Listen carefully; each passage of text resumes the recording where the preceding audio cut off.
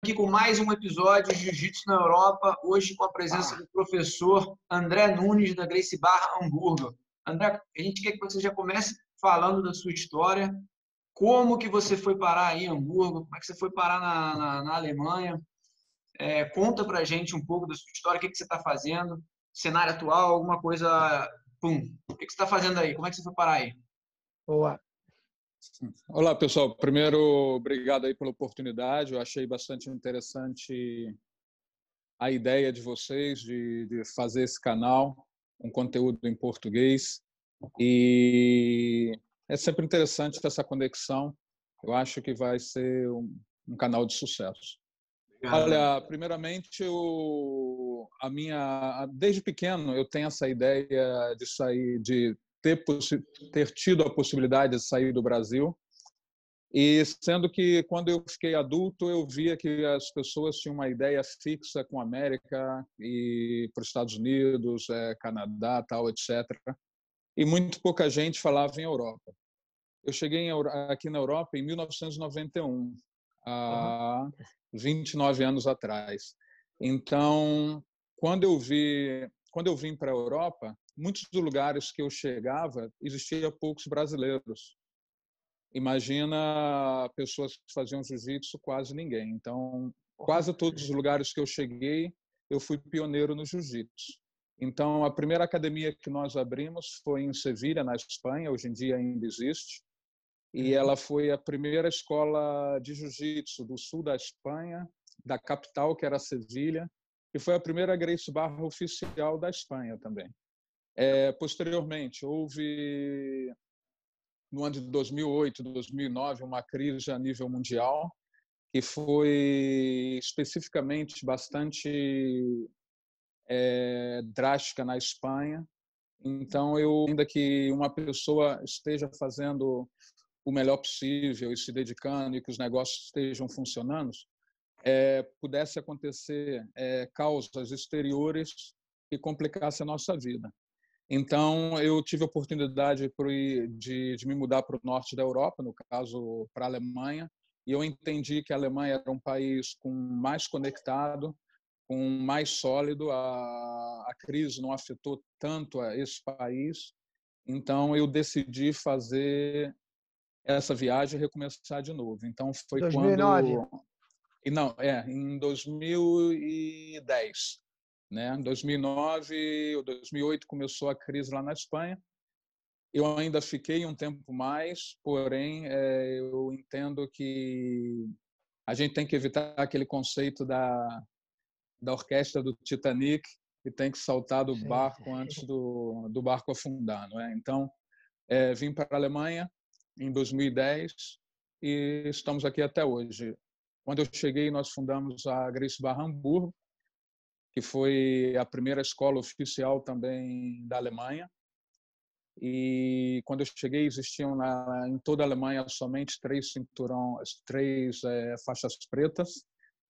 E hoje em dia, nos últimos anos para cá, houve um progresso muito grande. Existem escolas de jiu-jitsu em todo lado, com muitas faixas pretas, com muita movimentação, né, em todas essas escolas. Mas no tempo que eu cheguei aqui não era assim. Uma perguntinha. Essa popularização no jiu-jitsu na Alemanha é bom ou ruim para você? Mais gente praticando jiu-jitsu, tem mais concorrência, mas acaba sendo bom para o mercado, crescendo como um todo, ou acaba dificultando o trabalho porque abre um concorrente em cada esquina? Como que você vê essa popularização do jiu-jitsu aí na Alemanha? Eu acredito que a popularização de qualquer tipo de atividade é sempre boa, independentemente se existe mais concorrentes ou se as pessoas estão fazendo um trabalho bom ou ruim.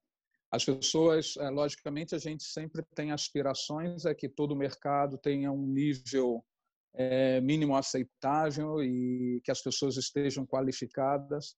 Porém, também é uma realidade que hoje as pessoas que estão fazendo um trabalho correto, podemos nos incluir nós, por exemplo, ontem não estávamos fazendo. Então, teremos que ser assim um pouco pensar com uma visão de futuro, entender que algumas escolas que possam ser nossos vizinhos, que estão crescendo, de repente, num caminho errado hoje, talvez no futuro eles aprendam e melhorem, se desenvolvam, e que possam ser escolas, né, com nível bom e com uma concorrência saudável. Então, a concorrência, para mim, não é o problema. Pelo contrário, a gente tem que levantar a bandeira do jiu-jitsu e do esporte, e é muito interessante que a gente impacte a comunidade no sentido de que elas saibam o que é o jiu-jitsu, o que são os profissionais de jiu-jitsu e que são as escolas de jiu-jitsu, né? Essa é a minha ideia. Bacana. Fala um pouco mais da sua escola. Ela é uma escola que já tem 10 anos, de certa forma pioneira, né? Tinha poucas faixas pretas, 3 que você falou, e é a primeira. Quando você chegou, já existia uma outra bandeira forte, mas eu queria entender um pouco mais. 10 anos, o que mudou na escola? Como é que foi a primeira escola? Como é que foi abrir? O número de alunos? O que você pode dar de informação nesses 10 anos de Olha, escola? eu posso misturar as histórias de Sevilha e da Alemanha, porque foram parecidas. Porém, quando eu cheguei na Alemanha, eu já tinha mais experiência e já tinha algumas ferramentas que, quando eu estava em Sevilha, não existiam. Logicamente, há uns anos atrás, o jiu-jitsu não era o jiu-jitsu para todos, era mais clubes de lutas do que propriamente escolas de jiu-jitsu. Inclusive, o término, a terminação escola, essa denominação a gente não usava, a gente usava academia. Então, eu acredito que o embrião das duas escolas foram parecidos. A questão é que, quando eu mudei para Hamburgo, já estava havendo uma mudança de conceito dentro da Gracie Barra.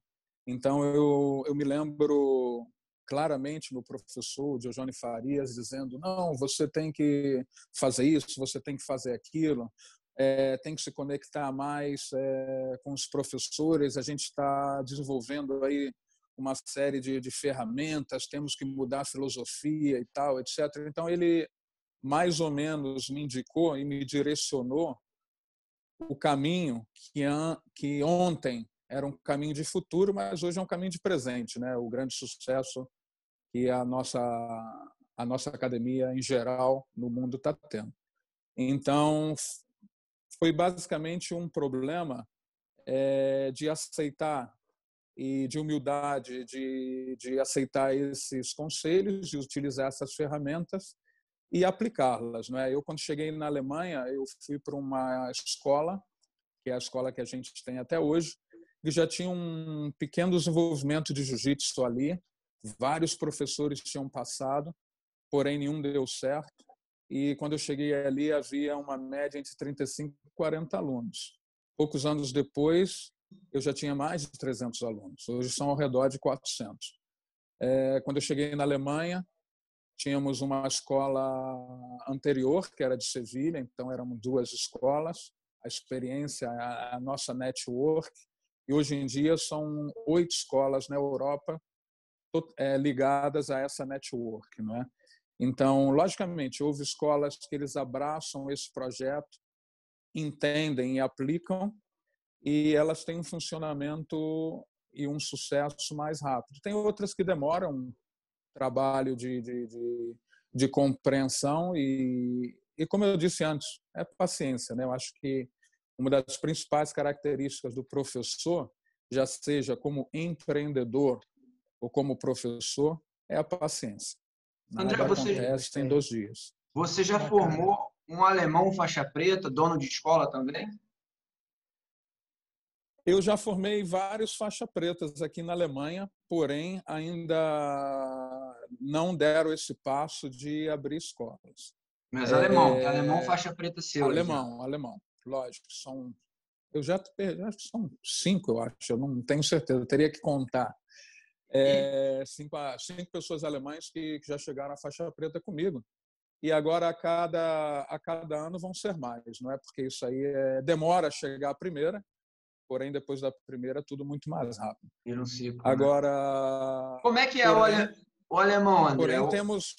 Desculpa, pode Só continuar. para Não, você continua, só para concretizar, porém, a gente temos uma segunda escola que está ligada à nossa network, que está em Hannover, e que essa pessoa começou conosco como faixa azul e hoje em dia é faixa marrom.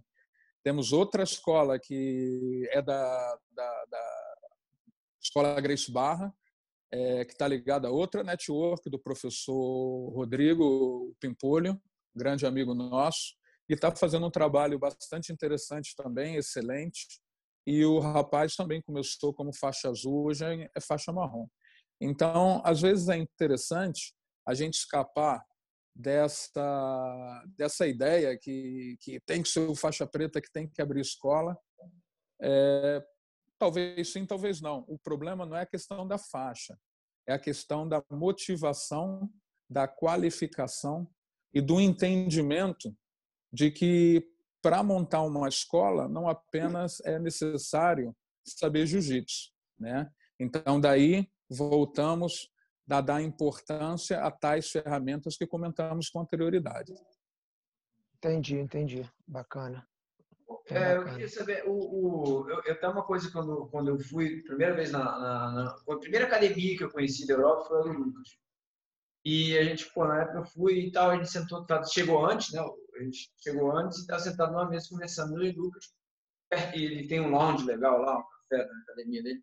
E aí a gente chegou, estava sentado, os alunos chegando, eles iam sentando, e ninguém falava com ninguém, assim, tipo, frio, ninguém. Tipo assim, acabou de ver que já tinha avisado mídia social, que o primo dele vinha, então a galera sabia que eu era. E ele foi lá apertar minha mão.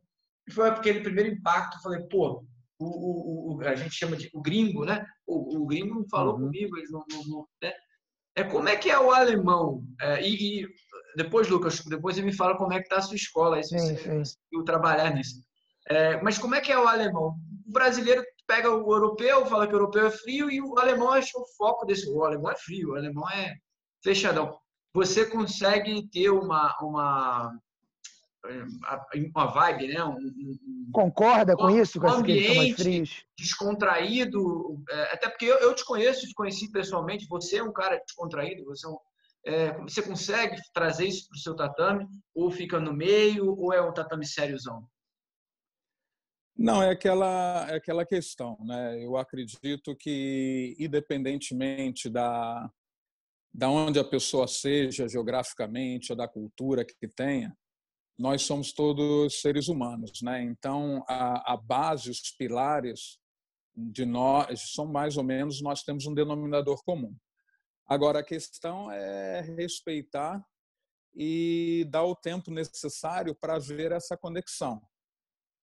Não se deve pressionar, não se deve tentar acelerar, é uma coisa que vai acontecendo com o tempo, né?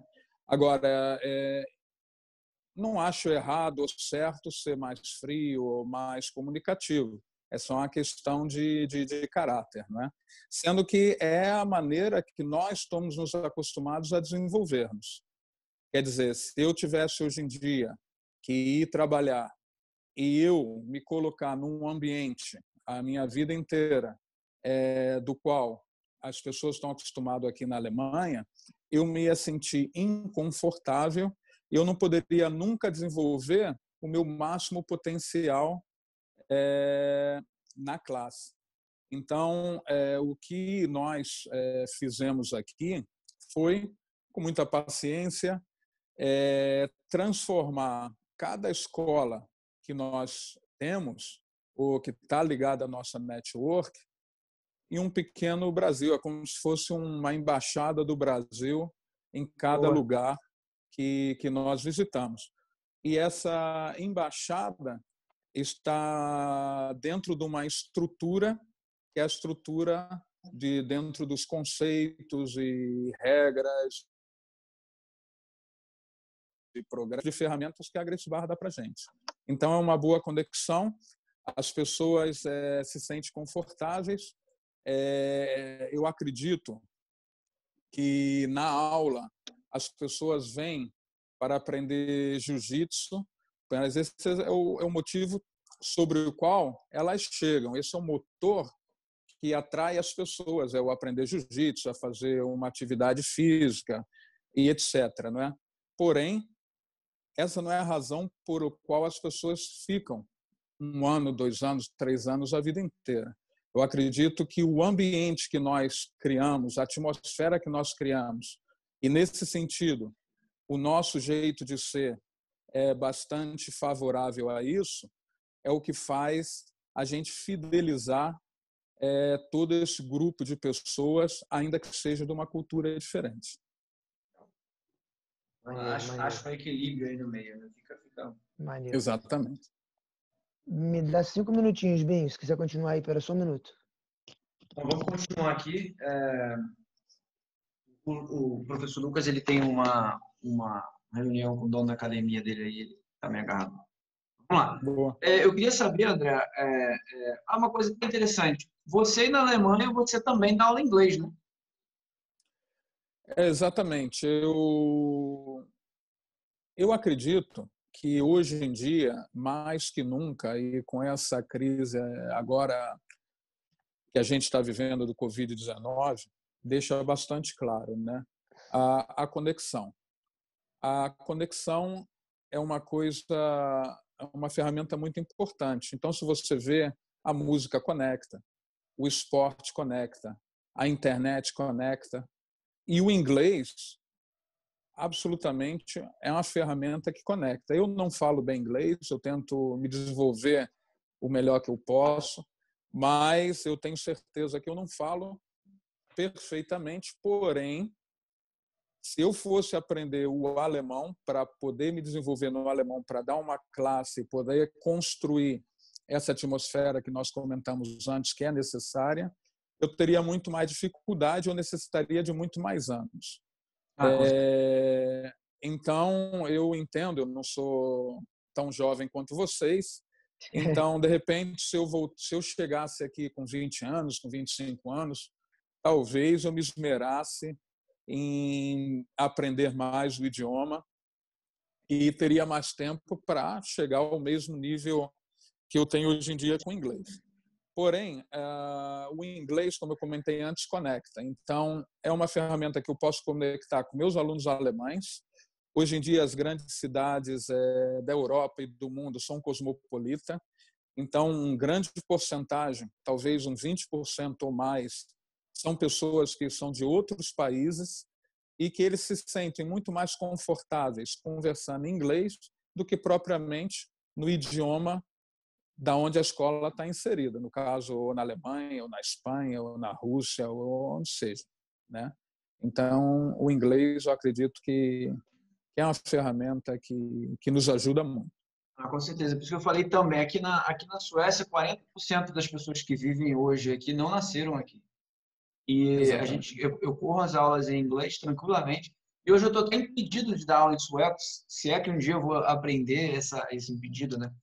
Se é que um dia eu vou aprender essa língua, para mim parece ser tão complicada. Com 1 ano de Suécia eu não consigo entender nada ainda. Porque muitos dos meus alunos não falam, tem crianças que não falam, que o pai veio, embaixada, sei lá o que, tem escola internacional e tudo. Então, mas eu acho legal as pessoas saberem que, pô, quero ir para a Alemanha e viver de jiu-jitsu. Óbvio que falar o alemão vai abrir muito mais portas, mas com o inglês para a Alemanha, para a Suécia, eu sei que para a Noruega, ou a Finlândia. Para a Inglaterra precisa do inglês. Para a Inglaterra precisa do inglês, né? Pra Inglaterra. Porra. É possível a conseguir começar um projeto falando apenas o inglês, né? Então, totalmente. O inglês é um idioma que, como todos os idiomas, para chegar a um nível da pessoa afirmar que fala bem é difícil, porém, é um idioma para que você aprenda a se comunicar, não é tão difícil assim.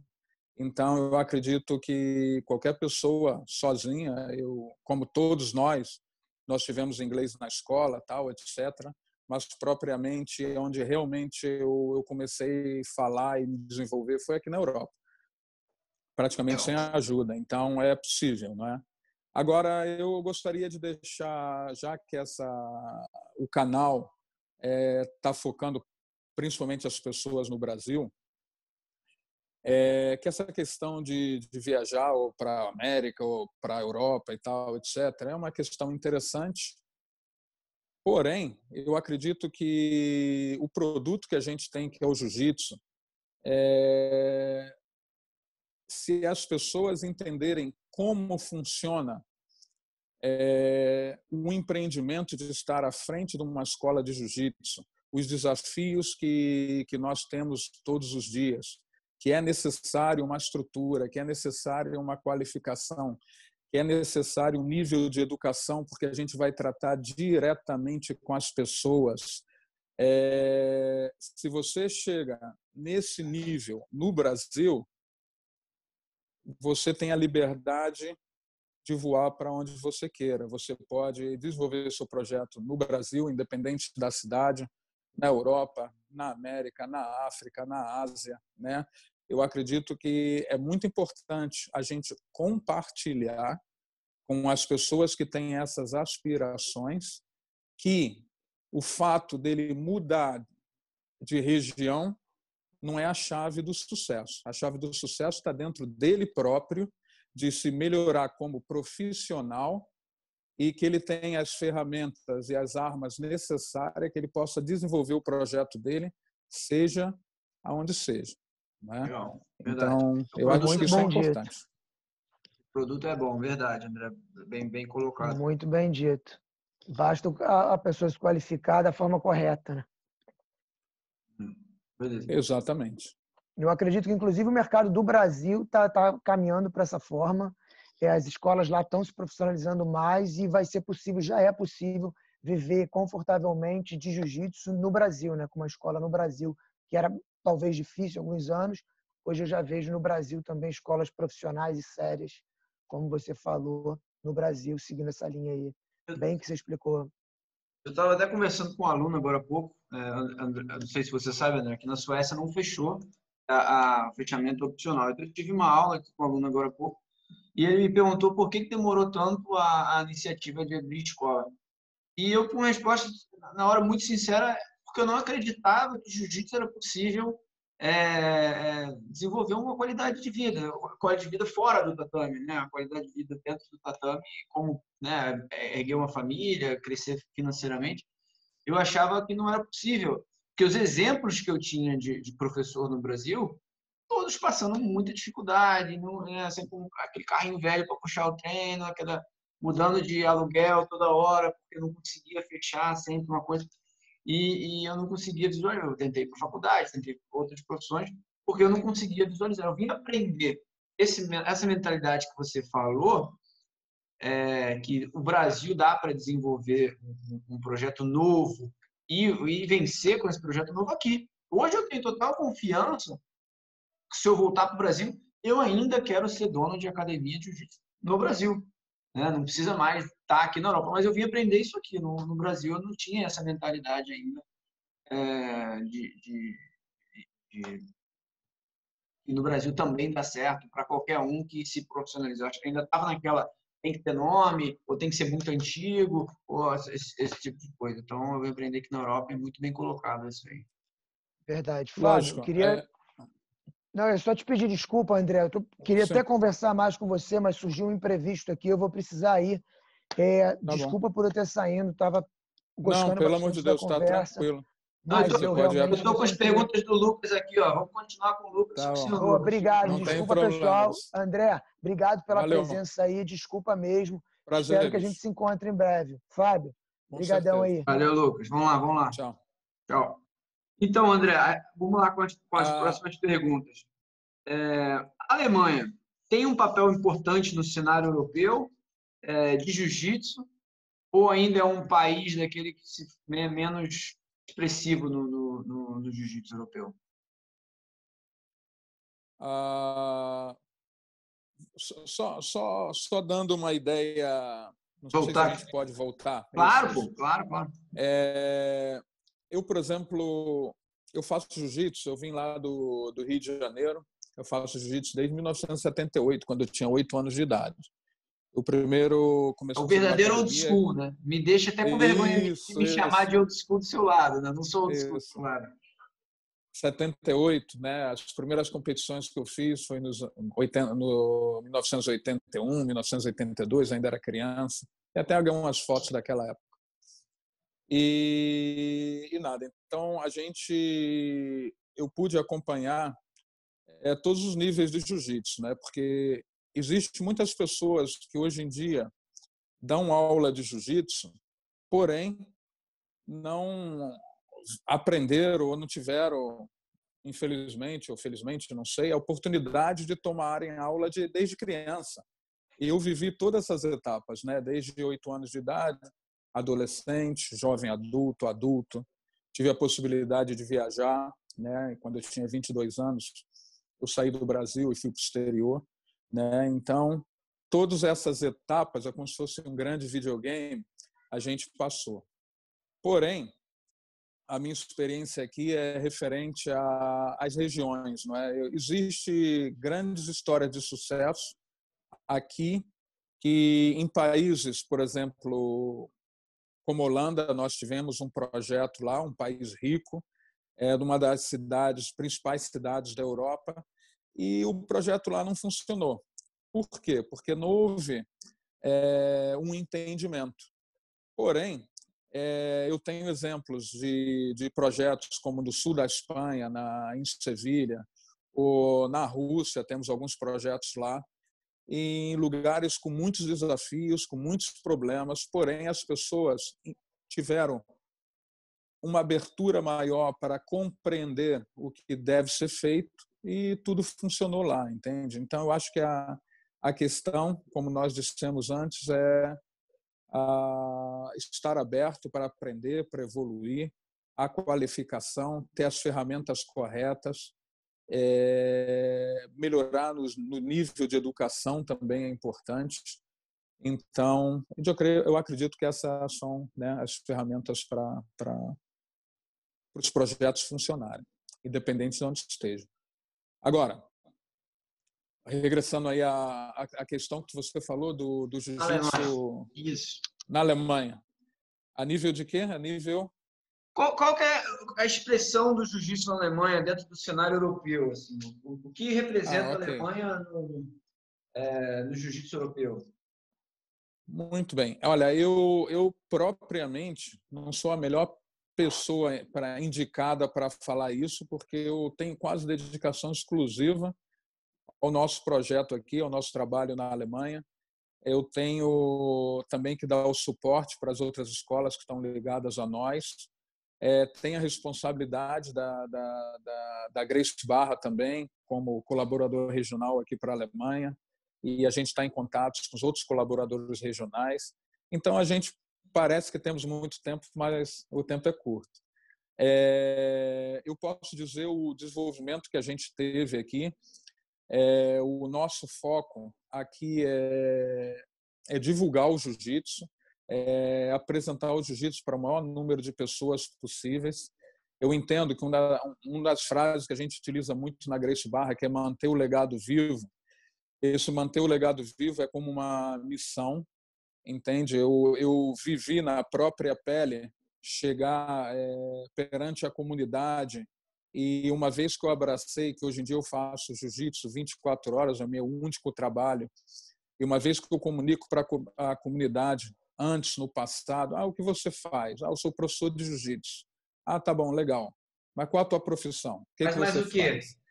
Tá entendendo? Entende? Então, a nossa missão é transformar a profissão de profissional do jiu-jitsu em uma profissão como outra qualquer, que os profissionais são respeitados, que os profissionais eles possam ser identificados como um cidadão normal, que trabalha, que se mantém, que tem a sua família, que paga seus impostos, que está fazendo um trabalho que é beneficioso também para a população, está entendendo? Então, essa parte de manter o legado vivo está nas mãos de quem hoje em dia está na frente das escolas, quem está lecionando, quem são os professores das escolas, né? Então, eu acredito que essa missão é muito mais ampla e muito mais desafiadora e do que propriamente só dar aula de jiu-jitsu. Então, nesse sentido, eu estou vendo um desenvolvimento muito grande aqui na Europa, propriamente na Alemanha também, né? Porque quanto mais escolas ou academias estejam praticando o nosso esporte, o universo de pessoas com conhecimento sobre jiu-jitsu e praticando esse esporte é maior. Então, a gente tem possibilidade de trabalhar melhor nessa profissionalização e nesse reconhecimento dessa profissionalização. Para mim, esse é o objetivo maior. Logicamente, é matemático. Se você tem acesso a um maior número de alunos, o teu universo de pessoas praticando e recebendo essas informações é maior, e a porcentagem de alunos que podem se dedicar ou se podem ter talento ou que podem adquirir esses conhecimentos que nós estamos compartilhando e se transformar em grandes campeões também é maior, não é? Então, nesse sentido, eu acredito que aqui tem um nível bastante bom. Logicamente, tem que se desenvolver ainda mais. Propriamente na Alemanha, além do nosso trabalho aqui, eu tenho um grande amigo que é da Carlson Gracie Team, que ele está fazendo um trabalho excelente no sul da Alemanha também, com grandes resultados, com um grande número de alunos, dando essa imagem de profissionalismo que nós estamos comentando antes. Então, nesse sentido, eu acho que a cada ano vai melhorar, não é? Essa, pelo menos, é a realidade que eu estou vendo aqui. Se você me perguntar no singular, por exemplo, nossa academia aqui, no momento que eu cheguei há 10 anos atrás, além de poucos alunos, ao redor de 35, 40, como eu comentei antes, também era totalmente insignificante no panorama competitivo, né? Já falando um pouco de competição, que é sempre impossível separar, né, jiu-jitsu um pouco de competição, a gente sempre tem que tocar nesse assunto. E hoje em dia, propriamente, eu posso falar da minha escola, depois de 10 anos, nós, em 10 anos, temos muitas pessoas que, ainda que nunca pensaram em competir, hoje em dia são competidores e encontraram na competição, mais do que um desafio, também uma maneira de diversão. E eu acredito, se a gente mantém esse espírito, né, de aprender, de diversão, e com o maior número de pessoas no tatame, resultados vão aparecer, e essa é a minha experiência. Bons resultados. A gente tem uma escola que tem muito bons resultados aqui na Europa. Muito bom. Parabéns por isso. Obrigado. André, vamos lá para a última perguntinha aqui. O jiu-jitsu se profissionalizou, é uma profissão, professor de jiu-jitsu é profissão, escola é um business, mas tudo, como toda profissão, ela tem um final, ela tem uma aposentadoria. E eu deixei essa pergunta para você, porque eu sei que você é um cara maduro, 50 anos de jiu-jitsu, não dá nem para fazer a matemática, quantos anos de jiu-jitsu você tem aí? 42. 42 anos de jiu-jitsu, e parabéns por isso. Mas o corpo pede a conta, né? Não dá para você ser o frente de uma academia para sempre. E também, às vezes, a aposentadoria são duas coisas. Ninguém quer aposentar do tatame. Eu acho que você também quer ficar velhinho ali no tatame, enchendo o saco dos caras novos e falando que eles estão fazendo errado. Mas, por outro lado, o André Business, o André Professor, ele tem que ter, ou talvez tenha que ter, um plano de aposentadoria. Como é que você tem um plano? Como é que você pensa nisso? Você vai passar a chave da academia para outra pessoa? Você vai criar um sócio? É o filho que vai assumir? Já consegue pensar, ensinar a gente aí, ou de repente um caminho para isso? Olha, de fato, tudo relacionado a isso um pouco já está inventado, não é? Então, eu acredito que no futuro o jiu-jitsu ele vai esfriar um pouco para todos nós, conforme nós vamos avançando na idade e teremos que nos adaptar a essas novas realidades, não é? Agora, nesse momento, quando isso chega, vai ser importante todo o caminho percorrido, né? Tudo que você fez durante a sua carreira. Então, novamente, vamos a tocar na tecla do legado. Quanto mais você multiplicar o impacto que você vai ter na comunidade regional, no país, inclusive em outros países, melhores resultados você vai ter no futuro, não é? Eu acredito muito nisso. Uma das coisas que me abriu bastante a mente foi conectar com outros grupos de professores, principalmente da nossa escola, da Grace Barra, que estão trabalhando muito efetivamente no sucesso das escolas. Então, hoje em dia, nós temos que trabalhar com a consciência de multiplicar o máximo possível os resultados para que lá na frente a gente possa ter inspirado a outras pessoas nesse mesmo caminho e que elas não tenham os mesmos desafios que nós tivemos lá atrás e as dúvidas que tivemos para abraçar esse caminho, essa carreira, e que essa transição da vida normal, vamos chamar assim, para ser profissional de jiu-jitsu não seja tão difícil. Porque a questão é não só você dar aula, não só você estar à frente de escola ou de escolas, a questão é você poder formar as novas gerações de instrutores e de professores e ter a sabedoria de dar a todos o seu espaço, porque não é uma ação muito inteligente você querer monopolizar tudo, porque as pessoas vão se desenvolvendo e vão querendo espaços e você tem que, melhor do que monopolizar, ser o inteligente suficiente para criar espaços para essas gerações que estão vindo, para que se sintam confortáveis e agradecidos e te retribuam, né?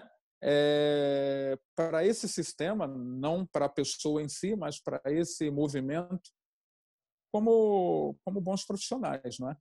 E essa é a realidade um pouco que está acontecendo hoje em dia nos Estados Unidos, aqui na Europa, no Brasil, com a Academia Grace Barra, né? A gente está tendo nós vimos lá atrás a importância de criar e qualificar novos profissionais, né? Então, chega um momento que a escola cresça e não precisa nem pensar propriamente na aposentadoria. Antes mesmo, a gente já vê como é imperativa a falta de pessoas para que nos ajude, para que dê um suporte. E, logicamente, essas pessoas vão tocar esses projetos no futuro que vão manter, né, novamente vamos falar do legado, né? O legado vivo, né? Essa é a ideia. Então, respondendo a sua pergunta mais curta, eu acredito totalmente que é possível se aposentar do jiu-jitsu sem se aposentar, né? Sempre ali em contato, sair sem sair, né? Essa é a ideia. E podendo fazer o que eu acredito que é mais bonito, abrir as portas e dar a possibilidade de outras pessoas desfrutar das mesmas carreiras que nós estamos desfrutando. É aquela questão, você escalou uma montanha, não tira a corda, deixa a corda lá para a próxima geração escalar também, eles poderem desfrutar de todo aquele né, me faltou a palavra agora. O que você deixou, né? O que você experiência, construiu, né? o caminho, né? Você ensinar o caminho. Exatamente. E depois, inclusive, eles podem até trilhar outros caminhos, né? Porém, é bonito isso, né? Você proporcionar isso às pessoas que estão conosco, que fazem parte da nossa história, estão ali todo dia, né? Na aula conosco, e que você vê que algumas vão abraçar esse caminho, é muito bonito também. Então, a aposentadoria, na verdade, ela é a colheita de um legado, né?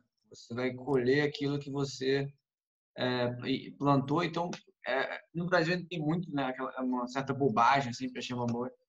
E o professor não quer que o aluno abra escola, né? Não da Gracie Barra já está muito à frente disso, mas o professor não quer incentivar o aluno a abrir escola, ele quer marcar território.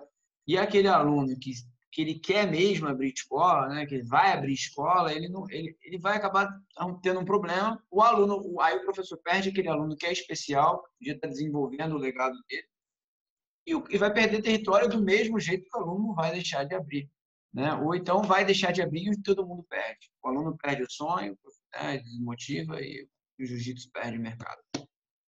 Muito É legal. aquela, que... é aquela questão, olha, numa conferência das muitas que eu participei da Gracie Barra, o mestre Carlinhos, ele falava a respeito exatamente disso. Ele fez uma analogia bastante, uma comparação bastante engraçada, que era referente aos leões.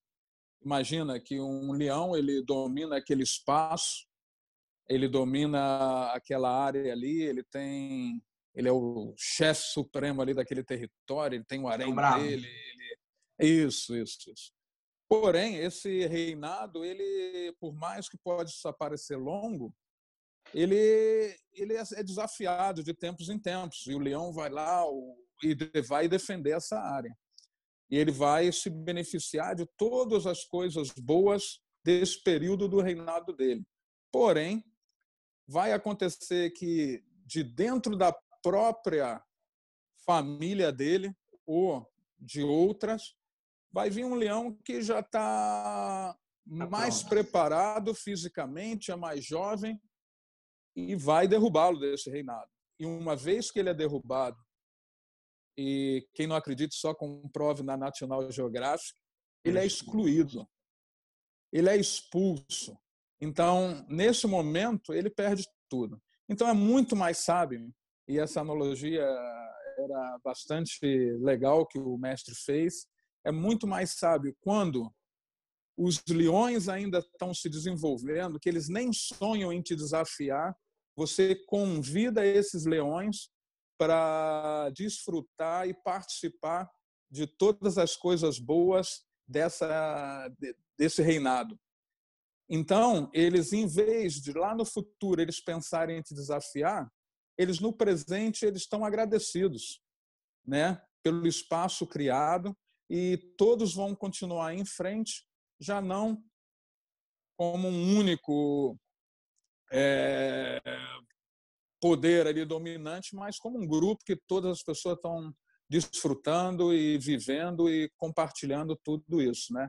Eu acho que é um pouco isso, você ter a sabedoria de abrir o espaço para as novas gerações se sentirem confortáveis, reconhecidas e que todos continuamos, né, desfrutando da atmosfera do jiu-jitsu, que é o mais bonito que a gente tem dentro da academia. Né? Essa é a ideia. Volta de novo para o legado, né? Sempre volta para o legado. Exatamente, legal. Exatamente. Obrigado, logicamente, eu não soube contar a história certo como Matt, não, né? Ele ficou tem bom, um talento especial. Mas pegar. basicamente essa ideia, né? Essa ideia. E eu acredito que isso, né? O futuro estará aberto para as pessoas que se qualificarem, que aprenderem, que queiram compartilhar, conectar. Essas são, né, as palavras-chave. Muito bom, André. Eu acho que tem muita história para contar, tem muitos anos de jiu-jitsu, a gente vai ter que ver aí outro dia, outra conversa, outro tópico e estar sempre em contato.